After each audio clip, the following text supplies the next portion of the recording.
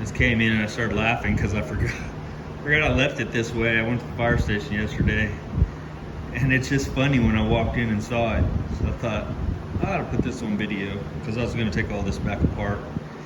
I was just, after doing my inner panels, I fitted them up, make sure they're going to fit right, make sure everything's still the way it needs to be. And so far it is. The inside needs to be bent just a little bit out. I can do that by hand, but for the most part, yeah. And I set this up like this and put the wheels and tires in, or put the tires under it. I'm not sure why. Maybe just kind of look at it. But also while I was under here, I was looking at the clearance for the tire. Now this is a 345/19. I'm probably not going to put 19s. I'll probably end up with 18s, and probably more like a 325-ish. So these are really wide, but they're good mock-up tires for me to get a good idea anyway. But yeah, looking at the inner area there and how much of it I'm gonna have to cut, I don't think I'm gonna roll it. I think I'm gonna actually cut it and weld it together. And then also this one's got the wheel well in it. So get an idea how much clearance I have. I'd like to find out how much travel the shocks are gonna actually have.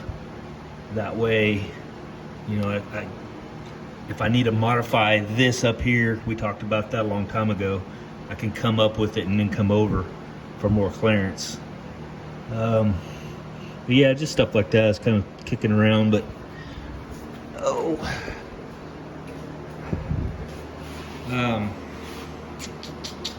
also one thing I was looking at is like back here, whoops, this clearance right here, because if you look at from the back, when it hits a bump, I don't have very far to go before it starts tearing into this quarter panel. So, and this is just barely sitting in there.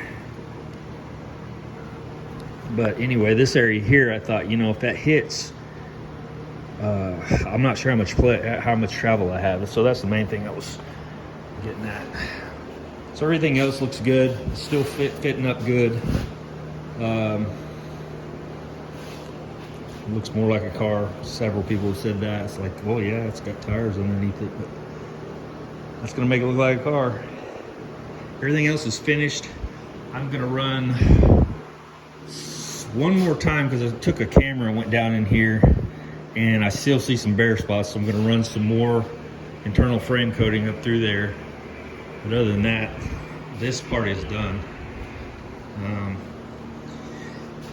Other than that side there needs, which I think I might do what somebody suggested and take some round rod, just put it in there and weld those little divots areas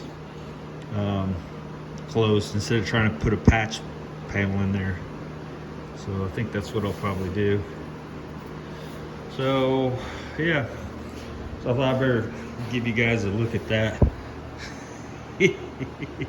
That's pretty monstrous. But like I said, and that would be great if I could fit those under there, but I don't think it's going to be possible with the DSC mini tubs. They said 315s are a good fit. 325s probably pushing it. So 345s probably not, unless I was too. They have some people that actually have split their quarter panels and moved them out. I don't really want to do that. I mean, it looks cool like that, but I don't need that big a tire, I don't think. So yeah, my gaps and everything here, just sitting in, it's literally just sitting in there. Looks really good. And these are all fitting up really nice. And like I said, that's just literally sitting in there. So pretty happy with that.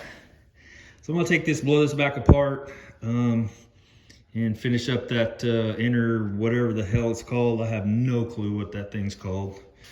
The inner brace.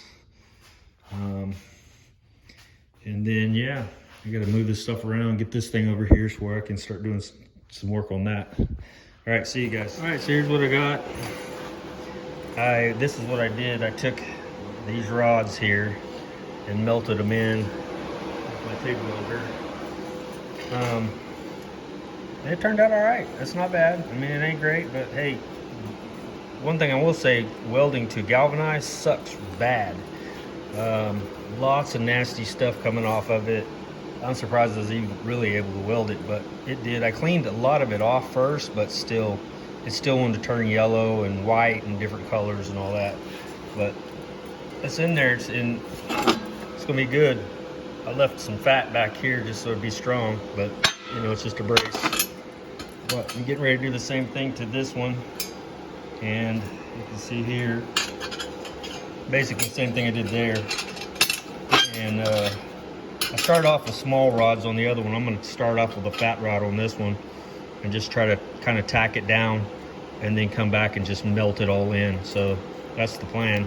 I thought that was better than trying to make a patch to put in there. So anyway, that's what we're gonna try to do. Something like that right there.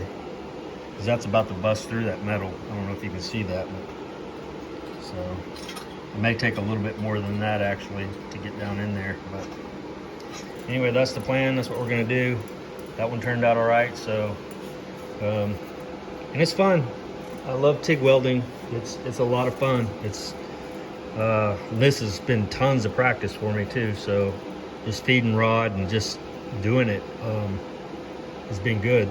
That welder, I mean, if you guys are looking for a TIG welder, that's pretty cheap. Prime weld, a lot of buttons and different things, does a lot of different stuff that I'll probably never use, but for an entry level, man, it works great. So I have zero problems with that one. So, all right, talk to you later. So you can see what I've done here with this rod. I was doing pretty good, laid them in there pretty good, and then it hit that just whatever. You can see that white, and I even blasted that whole area. But you can see it was jamming along pretty good there, and then just kind of went to shit. So, but it's gonna work. Just welding this galvanized stuff is even when you take the coating off, it seems like it's still got some in it. I don't know that to be a fact, but some kind of white crap, white, yellow, whatever flakes keep coming off of it. I know they smell good and taste decent, but they really screw up your weld. So, all right, probably be it for today. I'm gonna grind all that down and dress it up and be on with it. All right, this one's all done. This one I just did. I could come in and fill this in and grind that down, but I ain't. That's ridiculous. But yeah, that turned out pretty good. Backside again, I left some meat on there, just keep the strength up. But